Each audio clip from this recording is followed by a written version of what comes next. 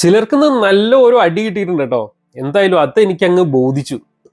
പിന്നെ ഇന്നാണ് നമ്മുടെ ലക്ഷറി ടാസ്കിന്റെ ഫസ്റ്റ് ടാസ്ക്. ആ ഫസ്റ്റ് ടാസ്ക് തുടങ്ങിയപ്പോഴാണ് എന്താണ് അതിന്റെ പുറകിലുള്ള പണി എന്നുള്ളത് മനസ്സിലായത് കേട്ടോ. മാത്രമല്ല, പുതിയ 7ന്റെ പണി കൊടുത്തിട്ടുണ്ട്. പുതിയ ടാസ്കേ അടിപൊളി പണിയാണ്. എവിടം വരെ കൊണ്ടുപോകും എന്നുള്ളത് നമുക്ക് നോക്കിയിരുന്ന് കാണാം. അപ്പൊ hi friends, welcome back to raining voice. അപ്പോൾ ഇതൊരു റിവ്യൂ അല്ല, എൻ്റെ മനസ്സിൽ തോന്നിയ കുറച്ച് കെണികൾ. മോർണിംഗ് തന്നെ അടി തുടങ്ങിയിട്ടുണ്ട് കേട്ടോ. ഇത് ഒറിജിനലായിട്ട് വരുന്ന അടിയാണോ അതോ എന്തെങ്കിലും ഒക്കെ പറഞ്ഞു നിന്നില്ലേ ബിഗ് ബോസിൽ നിലനിൽപ്പില്ല എന്ന് മനസ്സിലായത് കൊണ്ടാണോ എന്ന് അറിയില്ല കേട്ടോ. എന്തായാലും ഗുഡ് മോർണിംഗ് പറഞ്ഞാണ് ഇന്നത്തെ അടി. നമ്മുടെ ക്യാപ്റ്റനാണേ സുപ്രഭാതേ പറയുള്ളൂ അത്രേ. മലയാളിയാ. അപ്പൊ നമ്മുടെ ബിഗ് ബോസിനെ വിളിക്കണമെങ്കിൽ എങ്ങനെ വിളിക്കും? ബിഗ് എന്ന് പറഞ്ഞാൽ വലിയ, ബോസ് എന്ന് വെച്ച് കഴിഞ്ഞാൽ മുതലാളിയാ. അപ്പൊ വലിയ മുതലാളി അങ്ങനെ വിളിക്കേണ്ടി വരുമായിരിക്കും അല്ലേ. ഗുഡ് മോർണിംഗ് പറഞ്ഞിട്ട് തിരിച്ചു ഗുഡ് മോർണിംഗ് പറഞ്ഞില്ല എന്ന് പറഞ്ഞ് നമ്മുടെ ക്യാപ്റ്റനെ എല്ലാരും കൂടെ ഇട്ട് അങ്ങ് വളഞ്ഞിട്ടോ. ഇതിപ്പോ നമ്മള് റോട്ടിക്കട നടക്കുമ്പോൾ ചിരിച്ചിട്ട് നമ്മളെ നോക്കി തിരിച്ച് ചിരിച്ചില്ല എന്ന് പറഞ്ഞ് അവരുടെ പേരിൽ കേസ് കൊടുക്കുന്ന രീതിയിലാണല്ലോ. എവിടം വരെ എത്തുവാവോ. എന്തായാലും ക്യാപ്റ്റൻ പറയുന്നത്, ഞാൻ എണിച്ചു വന്നപ്പോ തന്നെ ഒരു സുപ്രഭാതം പറഞ്ഞായിരുന്നു, അതിൽ കൂടുതൽ പറയാൻ പറ്റൂല, എല്ലാരോടും കൂടി ഒരു സുപ്രഭാതം പറഞ്ഞതാണ്. എന്തായാലും അഹങ്കാരത്തിന് ഒട്ടും കുറവില്ല. പിന്നെ ശരത്ത് പറഞ്ഞ പോയിന്റ് അത് വളരെ ആക്റ്റീവ് ആയിട്ടോ, സൂപ്പർ പോയിന്റ് ആയിരുന്നു. കാരണം ഞങ്ങള് നിന്റെ കൂടെ കളിക്കാൻ വന്നേക്കുന്നതല്ല, നീ ഞങ്ങളുടെ കൂടെ കളിക്കാൻ വന്നേക്കുന്നതാണ്. ശരിയല്ലേ? എങ്ങനെ ചിന്തിച്ചാലും ശരിയല്ലേ? എന്തായാലും ഈ പ്രാവശ്യം ബിഗ് ബോസിൽ വന്നവർക്കൊരു ചിന്തയുണ്ട്, അവരുടെ ചുറ്റുമാണ് ഭൂമി കറങ്ങുന്നതെന്ന്. ഈ കറങ്ങിക്കൊണ്ടിരിക്കുന്ന ഭൂമിയുടെ ഏതോ ഒരു സൈഡിൽ ഇരിക്കുന്നവരാണ് അവരും എന്ന് അവര് വിചാരിക്കണ്ടേ? അങ്ങനെയല്ലേ ചെയ്യണ്ടേ? എന്തായാലും അടി മൂത്തു വന്നപ്പോഴേക്കും നമ്മുടെ ക്യാപ്റ്റൻ വീട്ടിൽ കൂടെ കിടന്ന് ഓട്ടമായി. നമ്മുടെ ഈ ഹാംസ്റ്ററിനെയൊക്കെ പിടിച്ച് കൂട്ടിലിട്ടേക്കുന്ന കണ്ടോ, ഞാൻ ഓട്ടം നിർത്തി കഴിഞ്ഞാൽ ഭൂമി നിന്ന് പോകുന്നുള്ള രീതിയിൽ കിടന്ന് അങ്ങ് ഓടുക. അതേപോലെ ഓട്ടമായിരുന്നു, ഭയങ്കര ഓട്ടം. എല്ലാവരും പുറകെ പിടിക്കുമായിരുന്നു, അനുവിനെയൊക്കെ പിടിച്ച് വലിച്ചുകൊണ്ട് ഓടുമായിരുന്നു. അങ്ങനെ അവസാനം എവിടെയോ നിന്ന് കിട്ടിയപ്പോഴാണ് അനു കുറെ കാര്യങ്ങൾ നമ്മുടെ ക്യാപ്റ്റന്റെ അടുത്ത് പറയുന്നത്. ക്യാപ്റ്റൻ ഇങ്ങനെ ഓടാൻ തുടങ്ങി കഴിഞ്ഞു കഴിഞ്ഞാൽ എന്നാ ചെയ്യും? എല്ലാവർക്കും വന്ന് കാര്യങ്ങൾ പറയാൻ പറ്റുമോ? എന്തായാലും നമ്മുടെ വഴക്ക് ഇങ്ങനെ മൂത്ത് വന്നു കഴിഞ്ഞപ്പോഴേക്കും ബിഗ് ബോസ് ഗുഡ് മോർണിംഗും പറഞ്ഞ് ഇൻട്രൊഡ്യൂസ് ആയിട്ടോ. എന്തിനാ വന്നതെന്ന് വെച്ച് കഴിഞ്ഞാൽ, ഇന്നലെ പാട്ടിട്ടപ്പോ എല്ലാവരും ഡാൻസ് കളിക്കണോ, ഇറങ്ങണോ, ഇവിടെ കളിക്കാവോ എന്നൊക്കെ ഉള്ള ചിന്തയിൽ ഇങ്ങനെ നിൽക്കുമായിരുന്നു. ഇന്ന് എന്തായാലും പാട്ടിടാൻ പോവുക, എല്ലാവരും ഇറങ്ങി കളിക്ക് എന്ന് ബിഗ് ബോസ് പറഞ്ഞു കളഞ്ഞു. അതുകൊണ്ട് എല്ലാവരും ഇറങ്ങി ഡാൻസ് ഒക്കെ കളിച്ചിട്ടോ. അടുത്ത അടി ശരവണനും അനുവും തമ്മിലായിരുന്നു കേട്ടോ. അടിയുടെ തുടക്കം കണ്ടപ്പോ വിചാരിച്ചു അനുവിനെ ഒന്ന് പ്രവോക്ക് ചെയ്യാനുള്ള എന്തോ ഒരു സെറ്റപ്പ് ആണ് കേട്ടോ. പിന്നെ അത് എന്തിനാ തുടങ്ങിയെന്ന് ശരവണൻ വരെ മറന്നുപോയി എന്നുള്ളതാണ് സത്യം. മാത്രമല്ല, ശരവണന്റെ കൂടെ കൂടിയൊരു അവസാനം കളം മാറി ചവിട്ടി കഴിഞ്ഞപ്പോ ശരവണനാകെ ഊമ്പിപ്പോയി. ആ രീതിയിലാണ് നല്ലൊരു അടി അവിടെ കിട്ടി ശരവണനെ. നമ്മുടെ അനുമോളാണെങ്കിൽ ഇല്ലാത്തൊരു കാര്യം പറഞ്ഞു എന്ന് പറഞ്ഞ് കരച്ചിൽ തുടങ്ങി. കാര്യം എന്താന്ന് വെച്ച് കഴിഞ്ഞാൽ, ഡോക്ടേഴ്സ് മരുന്ന് എഴുതുന്നതൊക്കെ കാശിന് വേണ്ടിയാണെന്ന് പറഞ്ഞു എന്ന് ശരവണൻ പറഞ്ഞു അത്രേ. മീൻസ് അതങ്ങനെ പറഞ്ഞ സ്ഥിതിക്ക് എല്ലാവരും അത് കേൾക്കൂലോ, മൊത്തത്തിൽ പ്രശ്നമാവൂലേ? മീൻസ് ഭൂമി നമ്മുടെ ചുറ്റും കറങ്ങുവാണല്ലോ, അതുകൊണ്ട്. അപ്പോഴേക്കും ബിഗ് ബോസ് വീണ്ടും ഇടപെട്ടു കേട്ടോ. ബിഗ് ബോസ് വീണ്ടും വന്നു, കാരണം നമ്മുടെ മോർണിംഗ് ടാസ്ക് തുടങ്ങാനുള്ള സമയമായി അത്രേ. അതുകൊണ്ട് അടുത്ത അടിയും അവിടെ നിന്നു. ഇനി മോർണിംഗ് ടാസ്ക് തുടങ്ങണം. അപ്പോൾ ബിഗ് ബോസ് വന്നപ്പോൾ തന്നെ പറഞ്ഞത്, ഇന്ന് കാലത്തെ പരിപാടി കണ്ടുപോ ഇത് മൊത്തം സ്ക്രിപ്റ്റഡ് ആണ് എന്ന് തോന്നിയത്രേ. അത് സ്ക്രിപ്റ്റഡ് ആണെങ്കിൽ ബിഗ് ബോസെ സ്ക്രിപ്റ്റ് എഴുതിയത് ഫുള്ളായിട്ട് അവർ വായിച്ചില്ല എന്നാ തോന്നുന്നത്. പാതി വെച്ച് കാര്യങ്ങളൊക്കെ മറന്നുപോയി, അങ്ങോട്ടും ഇങ്ങോട്ടും ആയിപ്പോയി. എന്തായാലും ബിഗ് ബോസിന് അങ്ങനെ തോന്നേണ്ട ഒരു കാര്യം ഉണ്ടായില്ല. കാരണം തുടങ്ങിയത് വേറൊരു കാര്യത്തിനും അവസാനം ശരവണൻ കുടുങ്ങി. എവിടെ കിടക്കുന്നു. എന്തായാലും ആ മോർണിംഗ് അവിടെ നടന്നതൊക്കെ എന്താണ് എന്ന് ബിഗ് ബോസിന് അത്ര വ്യക്തമായിട്ട് മനസ്സിലായിട്ടില്ലാത്തത് കൊണ്ട് മോർണിംഗ് ടാസ്ക് അത് ഒന്നോടെ റിക്രിയേറ്റ് ചെയ്യാന്നുള്ളതായിരുന്നു കേട്ടോ. ഞാൻ നോക്കുവാണെങ്കിൽ ആ മോർണിംഗ് ടാസ്കിൽ റിക്രിയേറ്റ് ചെയ്തതിനേക്കാൾ നന്നായിട്ട് മനസ്സിലായത് ആദ്യം നടന്ന കാര്യങ്ങളാണ്. കാരണം ആ മോർണിംഗ് ടാസ്ക് അങ്ങ് തുടങ്ങിയപ്പോഴേക്കും നമ്മുടെ ക്യാപ്റ്റൻ അവിടെ നിന്ന് ചില പില തുടങ്ങി. എന്ന് വെച്ചാൽ പുള്ളിക്കാരനെ ഇമിറ്റേറ്റ് ചെയ്യാണല്ലോ ഇവിടെ, അത് നന്നായിട്ട് ഇമിറ്റേറ്റ് ചെയ്യണോന്ന്. മനസ്സിലായോ? എവിടെ കിടക്കുന്നു.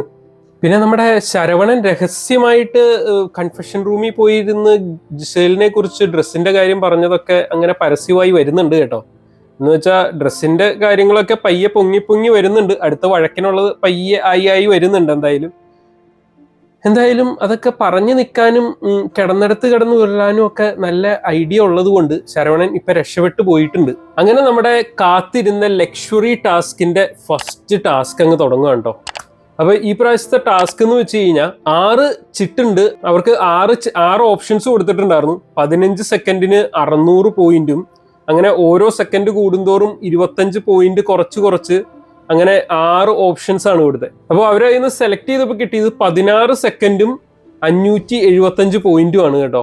അപ്പൊ അത്യാവശ്യം പോയിന്റും ഉണ്ട്. 16 സെക്കൻഡേ ഉള്ളേ. 3 പേരാ പോകുന്നത്. അക്ബറും അദിലയും നോറയും, അങ്ങനെ 3 പേരാണ് കേട്ടോ പോകുന്നത്. എന്ന് വെച്ചാൽ അവര് കപ്പിൾസ് ആയതുകൊണ്ട് ഒരു ആളാണ്. അങ്ങനെ 3 പേരായിട്ടാ പോകുന്നത്. അപ്പൊ ഇവരുടെ പ്ലാൻ എന്താന്ന് വെച്ച് കഴിഞ്ഞാൽ മാക്സിമം അങ്ങോട്ട് വാരുക എന്നുള്ളതാണ്. ഒരു പിങ്ക് വാരാനാ പോയേ. പിങ്ക് വാരുന്നത് ഞാൻ കണ്ടില്ല. അവർ വാരിയതൊക്കെ പച്ച ആയിരുന്നെന്ന് തോന്നുന്നു. അതോ ഇനി എനിക്ക് കണ്ടപ്പോ തെറ്റിപ്പോയതാണോ എന്നറിയില്ല. പിങ്ക് വാരുന്നതായിട്ട് എനിക്ക് തോന്നിയുമില്ല. എന്തായാലും അവരെന്ത് ചെയ്തെന്ന് വെച്ച് കഴിഞ്ഞാൽ ഈ 16 സെക്കൻഡ് എണ്ണാതെ ഓടി കയറി ഒക്കെ പൊക്കി നോക്കി എല്ലാം വാരി എടുത്തു കഴിഞ്ഞപ്പോഴേക്കും ബെല്ലടിച്ചു. അപ്പൊ എന്തു പറ്റി? ബിഗ് ബോസ് ഉള്ള ലക്ഷറി ഐറ്റംസ് എല്ലാം തിരിച്ചെടുത്തു. പോയിന്റ് നോക്കാതെ ഫുള്ള് വാരിക്കൊണ്ട് പോരാലോ എന്ന് വിചാരിച്ചിരിക്കുവായിരുന്നു ഇന്നലെ ഞാൻ.